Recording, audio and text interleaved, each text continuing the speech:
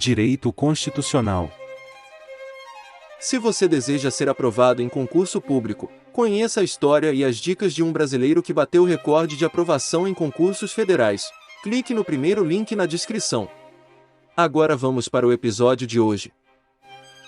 Direito Constitucional Esquematizado. Episódio 2. O simbolismo constitucional. A expressão Constituição Simbólica foi criada pelo grande doutrinador Marcelo Neves, na sua obra denominada A Constitucionalização Simbólica. Segundo Marcelo Neves, pode-se afirmar que a Constituição Simbólica é definida como aquela em que há predomínio ou hipertrofia da função simbólica, essencialmente político-ideológica, em detrimento da função jurídico-instrumental, de caráter normativo-jurídico.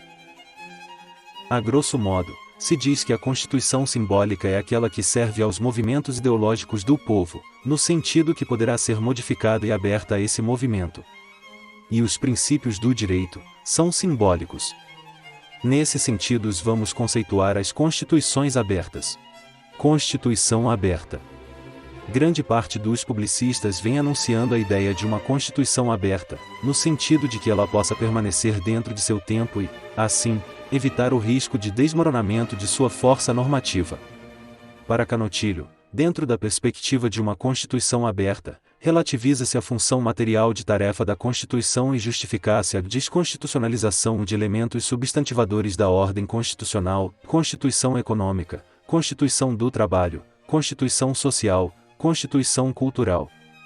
A historicidade do direito constitucional e a indesejabilidade do perfeccionismo constitucional, a Constituição como estatuto detalhado e sem aberturas, não são, porém, incompatíveis com o caráter de tarefa e projeto da lei constitucional. Esta terá de ordenar o processo da vida política fixando limites às tarefas do Estado e recortando dimensões prospectivas traduzidas na formulação dos fins sociais mais significativos e na identificação de alguns programas da conformação constitucional. Concepções da Constituição. Qual o seu papel no ordenamento jurídico de um país? Virgílio Afonso da Silva, depois de fazer críticas às classificações da Constituição apresentadas pela doutrina brasileira, tipologia, muitas vezes, em sua opinião, sem utilidade prática ou teórica limitada, propõe a análise do papel da Constituição, ou, ainda, da sua função no ordenamento jurídico e a sua relação com a atividade legislativa ordinária, analisando a capacidade de conformação atribuída ao legislador, aos cidadãos e à autonomia privada. Dentro dessa perspectiva de análise do papel da Constituição ou da sua função, destacamos, também, a concepção proposta no trabalho de Gustavo Zagrebelsky e o direito MIT. Passamos, então, a analisar essas quatro propostas. Constituição-Lei. Constituição Fundamento, Constituição Total. Constituição Moldura. Constituição Dúctil, Constituição Maleável, Constituizione MIT. Constituição-Lei. Para o autor, muito embora não mais viável na maioria das democracias constitucionais contemporâneas, a Constituição-Lei em muito pouco se distingue da legislação ordinária. Talvez a principal defesa desse tipo de Constituição seja aquela formulada por Gerard Anschutz em fins do século XIX. Segundo ele, a Constituição não está acima do poder legislativo, mas à disposição dele. Nesse sentido, a Constituição é, na verdade, uma lei como qualquer outra.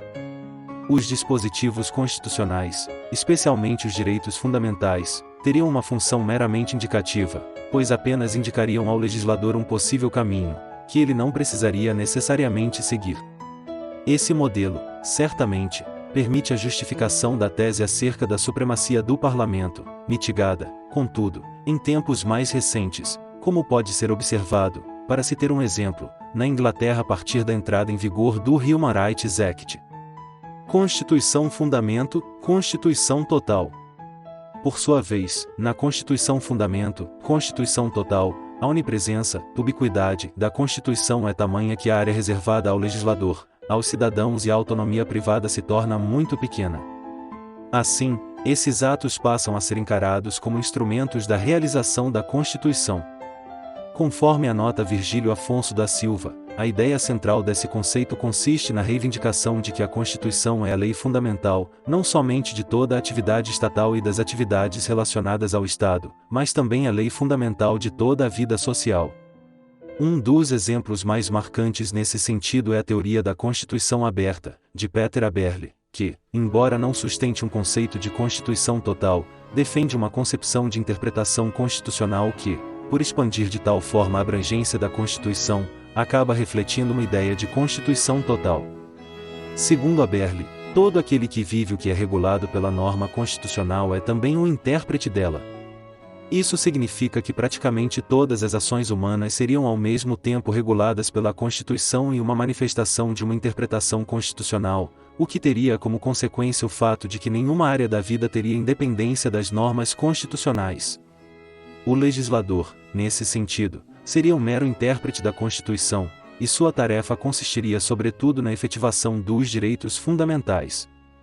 Não é difícil notar que, para os outros ramos do direito, essa concepção de Constituição deixa pouco ou nenhum espaço livre.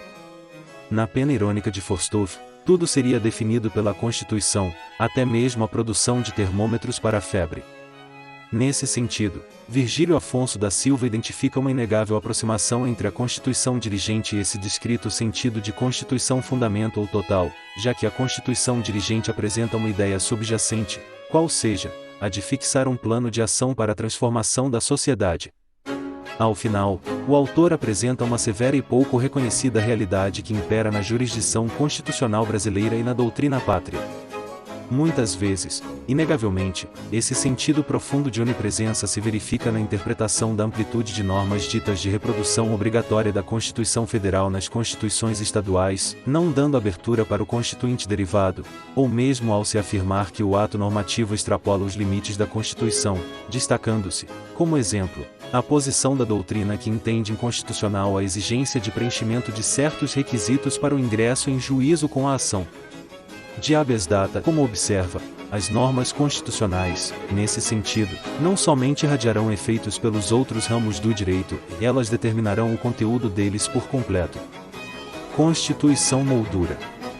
A Constituição Moldura, que Canotilho prefere chamar de Constituição Quadro, seria uma proposta intermediária entre os dois conceitos trazidos supra, evitando-se a politização excessiva da Constituição-Lei, já que a sua concretização fica destinada ao legislador, estando ao seu serviço, ou a judicialização excessiva, decorrente do sentido de Constituição Total, já que ao legislador não sobraria qualquer espaço de atuação, sobrecarregando o judiciário para verificar se houve ou não abuso.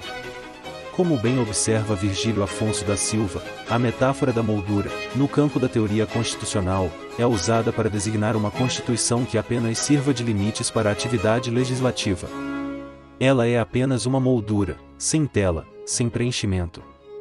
À jurisdição constitucional cabe apenas a tarefa de controlar se o legislador age dentro da moldura. Como o legislador age no interior desses limites é uma questão de oportunidade política. Segundo Starr, entender a Constituição como moldura significa sustentar que nem tudo está predefinido pela Constituição e que inúmeras questões substanciais estão sujeitas à simples decisão da maioria parlamentar no processo legislativo ordinário. Definir a largura da moldura, que funcionará como simples limitação ao poder estatal, é a tarefa da interpretação constitucional. Mas essa seria a sua única tarefa. Todo o resto é questão de oportunidade política. Constituição dúctil, Constituição maleável, suave.